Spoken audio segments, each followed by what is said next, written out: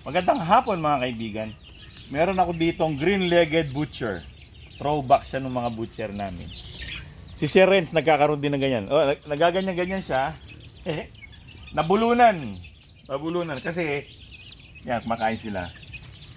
Ano siyang kumain? Tawag dito.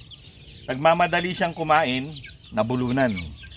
Ngayon, inano ko yung liig niya. Pinainom ko ng konti tubig para lumambot yung nasa lalamunan niya. Yan, okay na. Ngayon, meron kaming throwback. Green-legged butcher at meron din kaming spangled butcher. Pero bago yun, tignan muna natin yung tatay nila. Ito naman yung aming broodcock na butcher. Dito ako nagkaroon ng throwback. Dito nakapagpalabas ng green-leg butcher at spangled butcher. Kasi masyadong malapit sila dun sa inahin ko.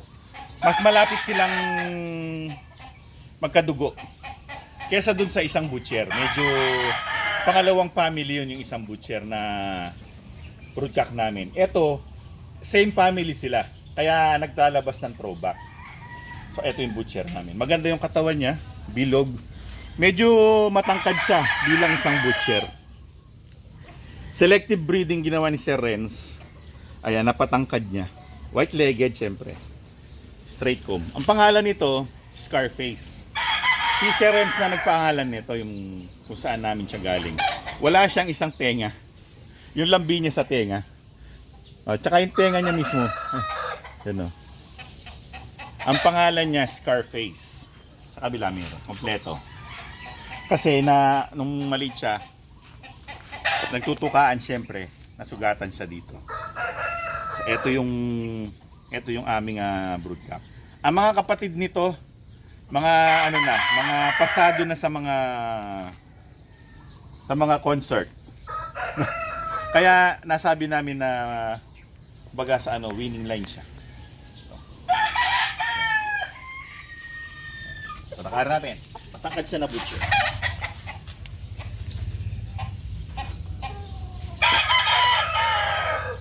Nahiya. Ngayon, titignan naman natin yung ipinares namin dito na inahin. Isa lang yung inahin namin na butcher, dalawa yung broodcock. Ginamit namin pareho sa kanya. Ang resulta, pareho naman maganda. Pareho maganda. Ito lang yung naglalabas lang siya ng throwback. Itong broodcock namin na to kasi tight yung nila, yung linya nila kesa dun sa isa. Pero bago yun, tingnan muna natin yung anak ng butcher na to dun sa white kelso ni Aling Mimay. Mga kelso butcher na puti. Dito naman tayo kukuha ng isang example natin na eto. May mga anak pa din siya dito, si Scarface. Meron pa rin siyang anak dito. Pero halos ito. Ito ang example ng half butcher na white kelso. Firebird white kelso ni Aling Mimay. Ito yung anak niya. Anak ni Scarface yan. Oh, may lalabas. Ayan siya. White legs. Mana sa nanay at tatay, white legs. Mana sa nanay ang kulay. Tapos sa babae naman, mana sa tatay, pula sila na ayun na busy kumakain na nando sa dulo. Ayan. Mana sa tatay yung mga babae. Ayan. Pula siya. Palit sila ng kulay. Tapos meron din mga combination na mga butcher gray. Si Scarface din ng aming broodcock. Saan natin doon. Meron tayo ditong spangled butcher. Halika rito. Come here, please. Dito na. Alam niya siyang kukunin eh. Dito muna. Ito muna, sige. Ayan. Meron ako ditong spangled butcher. Yan, white legs. Spangled siya, spangled. Kaso nadadaig siya. Kasi mas bata to eh. Mas bata to sa mga to. Mas bata siya. Kasi pinagsama-sama ko na yung mga bungal-bungal na pen. Yan. Tapos, ito naman, dito ka. Ito yung pinakamalaki sa mga Butcher Grey. Ito. Butcher Grey.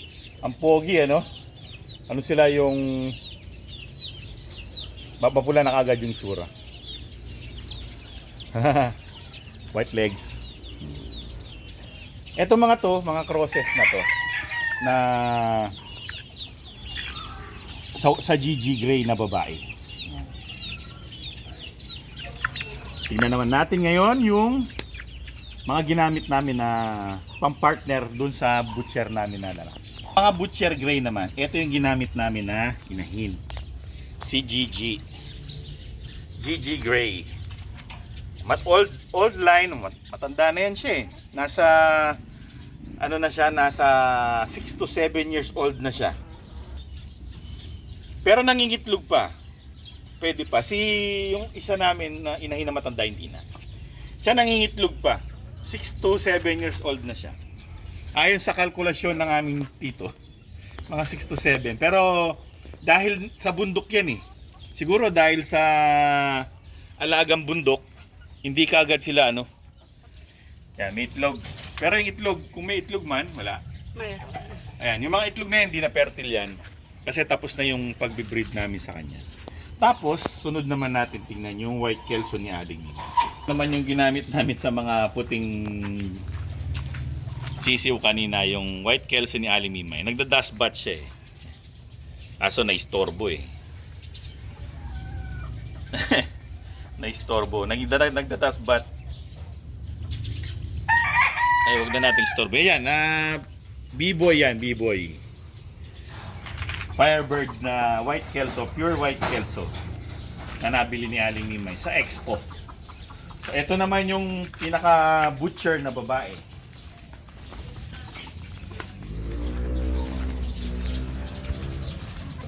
Dito natin siya makikita. Ayan.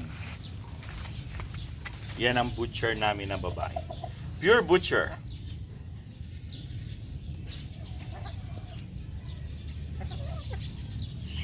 Kakakain lang niya at kakainom.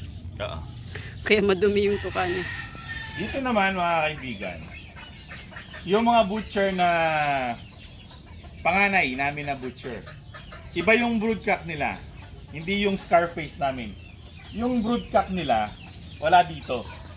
Hiniram ng pinsan. Magsiset daw siya ng, ewan ko ano yung pinaris niya. So yan ang mga anak niya.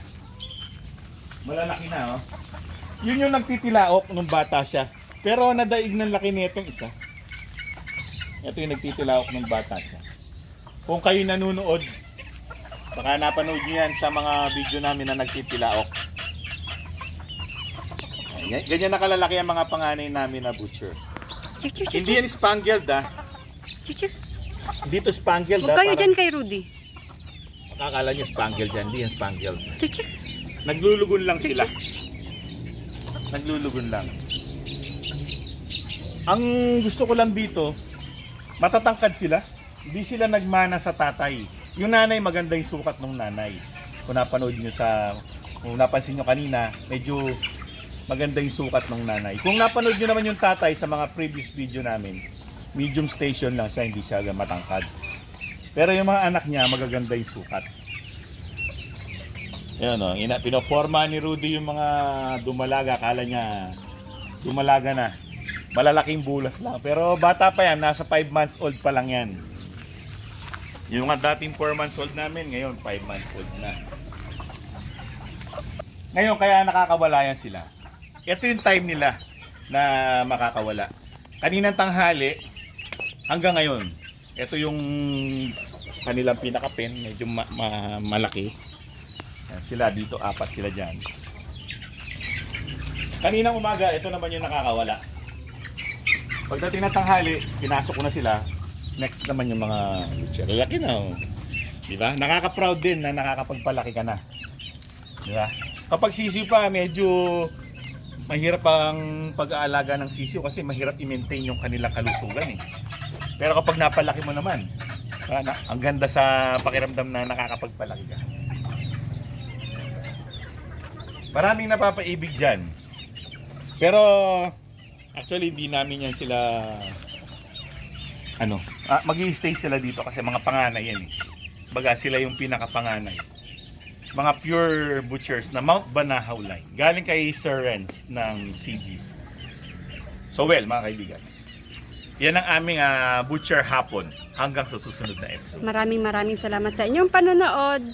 Alam. Paalam!